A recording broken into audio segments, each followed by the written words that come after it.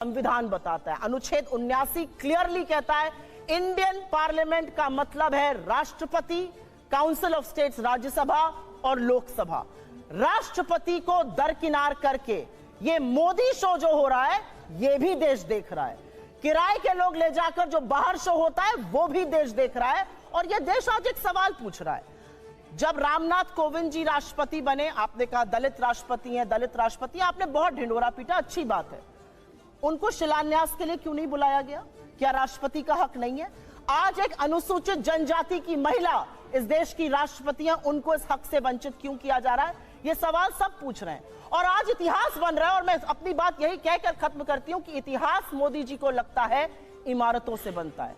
जी नहीं, इतिहास ना इमारतों से बनता है, ना 9 साल में बनता है। इतिहास तब बनता है जब 200 साल की ब्रिटिश हुकूमत के बाद आप रोना नहीं रोते, अपना दुखड़ा नहीं रोते, आप IIT, एम्स, ISC, बार्क, इसरो जैसी संस्थाएं बनाते हैं। इतिहास तब बनता है जब आप जय जवान जय किसान का संकल्प लेते हैं। इतिहास तब बनता है जब विश्व की आंख में आंख डाल के पाकिस्तान के 2 टुकड़े करते हैं और विश्व का भूगोल बदल देते हैं। इतिहास तब बनता है जब 19वीं सदी के भारत में आप 21वीं सदी की IT और टेलीकॉम रेवोल्यूशन की नींव रखते हैं। इतिहास तब बनता है जब 1991 में आप अपनी इकोनॉमी को खोलते हैं और ग्लोबलाइजेशन का एक अहम हिस्सा बनते हैं। इतिहास तब बनता है जब 2004 से 14 के बीच आप 27 करोड़ लोगों को गरीबी की सीमा रेखा के ऊपर खींचते हैं।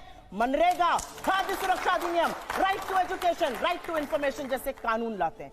एक ऐसा अधिनियम बताएं जो लाए। इन्होंने 23 करोड़ लोगों को इस देश में गरीबी की सीमा के नीचे ढकेलने का काम किया है। ये इनके 9 साल का फलसफा है। अधकचरा ज्ञान जो होता है ना, वो बड़ा खतरनाक होता है। जैसे आधा सच पूरे झूठ से ज्यादा खतरनाक होता है। ये व्हाट्सएप यूनिवर्सिटी के स्नातक लगते हैं मुझे। मोदी जी ने एक काम किया है, दुनिया की सबसे बड़ी फेक न्यूज फैक्ट्री बनाई है और दुनिया की सबसे बड़ी व्हाट्सएप यूनिवर्सिटी भारत में स्थापित करी है और हर चरण चुंबक उसका सदस्य है। आपको मैं बताती हूं, उन्होंने आतंकवाद पर बात बोली। निकालिए अपने अपने फोन अभी। पिछले 2 हफ्तों में राजौरी में और पुंछ में आतंकवादी हमले में हमारे 5 जवान राजौरी में और 5 पुंछ में शहीद हुए। इस देश के प्रधानमंत्री के पास एक क्रिकेटर की उंगली टूट जाने पर ट्वीट करने का वक्त है, लेकिन एक वक्तव्य इस देश के गृह मंत्री का, इस देश के प्रधानमंत्री का हमारे 10 जाबाजों की शहादत पर नहीं आता। आपको क्या लगता है, आप आतंकवाद को स्वीकारेंगे नहीं, एक्सेप्ट नहीं करेंगे कि हमारे जाबाजों की शहादत हुई है तो वो बंद हो जाएगा? उन परिवारों से पूछिए, क्या उनको सम्मान और श्रद्धांजलि इस देश के प्रधानमंत्री को नहीं देनी चाहिए? आप मौन क्यों हैं? 10 जाबाजों की शहादत हुई है पिछले 2 हफ्तों में। 20 जाबाजों की शहादत हुई चीन में, वहां पे गलबैया कर रहे हैं, झूला झूल रहे हैं चीन के साथ, साबरमती में बैठ के शहनाई सुन रहे हैं। ये बात करेंगे चीन पर? 18 बार प्रधानमंत्री चीन में गए।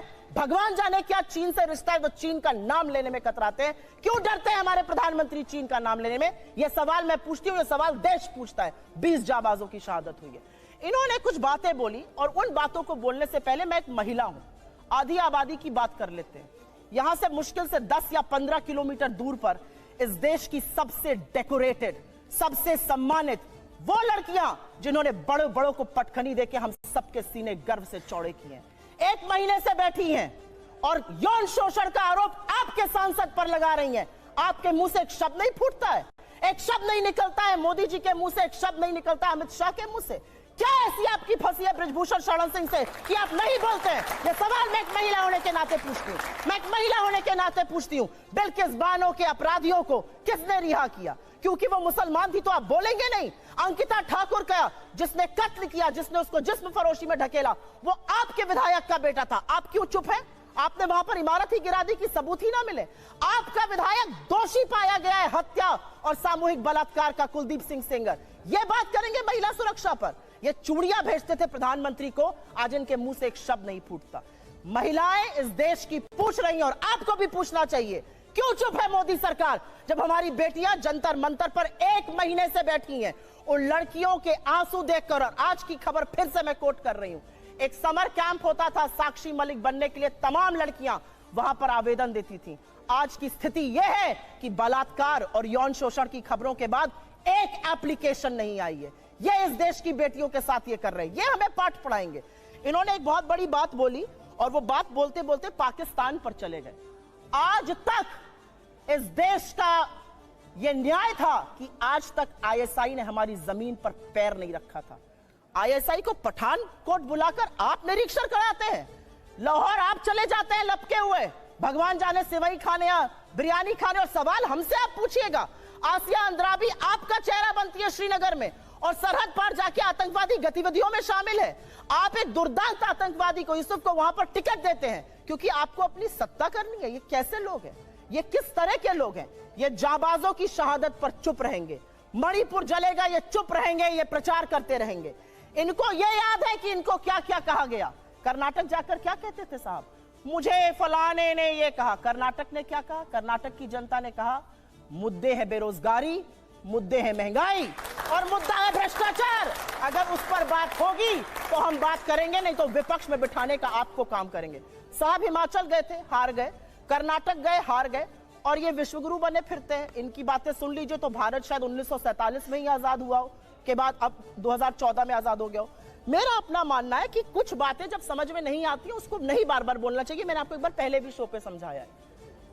हम मैन्युफैक्चरिंग कर रहे हैं मोबाइल की, जी नहीं, हम मोबाइल फोन की असेंबली कर रहे हैं। हमारा जो इंपोर्ट का बिल बढ़ा है वो इसलिए बढ़ा है क्योंकि हम उतना पार्ट असेंबल कर रहे हैं, वैल्यू एडिशन नेगेटिव है। हमारा जो कार का एक्सपोर्ट का मार्केट था वो कम हो गया है। सच को स्वीकारिए साहब, तब आप सच का समाधान कर पाइएगा। बेरोजगारी नहीं है, महंगाई नहीं है, अडानी ने कोई महाघोटाला किया ही नहीं है, चीन है ही नहीं। जब आप आंखों पर पट्टी बांधकर शासन चलाइएगा तो देश का वो हाल होगा जो हो रहा है। मैं तो एक महिला होने के नाते एक ही सवाल पूछना चाहती हूं कि हाथरस की गुड़िया को आप 2:30 बजे जलवाएंगे, दोषी रेप में आपके विधायक पाए जाएंगे, आपके सांसद के ऊपर यौन शोषण का आरोप है, आपके विधायक का बेटा एक लड़की के कत्ल का मुलजिम पाया जाता है। आप अब महिलाओं की बात कब करिएगा? बेटी बचाओ बेटी पढ़ाओ का नारा देने वालों से यह सवाल मेरा है कि साक्षी मलिक और विनेश फोगट से आप कब मिलने जाइएगा, उसका जवाब दीजिए। कौन सी धमक और कौन सी गूंज? मैंने रजौरी और पुंछ 2 हफ्ते पहले हुए टेरर अटैक्स के बारे में बात करी है। हमारे 10 जाबाज की शहादत हुई है। कौन सी गूंज आपको सुनाई दी है? सरकार ने उसको स्वीकारा तक नहीं है, एक श्रद्धांजलि का शब्द नहीं बोला गया। क्या बात कर रहे हैं आप? छोड़िए उस बात को। इन्होंने महिलाओं पर बात करी और कहा जांच हो रही है। मेरे जानकारी के अनुसार और मुझे जितना सार्वजनिक जीवन के बारे में पता और लोगों को देखा है, सार्वजनिक जीवन में लोक लाज और नैतिकता से सरकारें चलती हैं। लखीमपुर नरसंहार का मुख्य अभियुक्त का पिता आज भी गृह राज्य मंत्री बना हुआ है और इनका सांसद आज भी कुश्ती फेडरेशन का अध्यक्ष है। क्यों है भाई? लोकलाज तो यह कहता है seizures wife should be above suspension.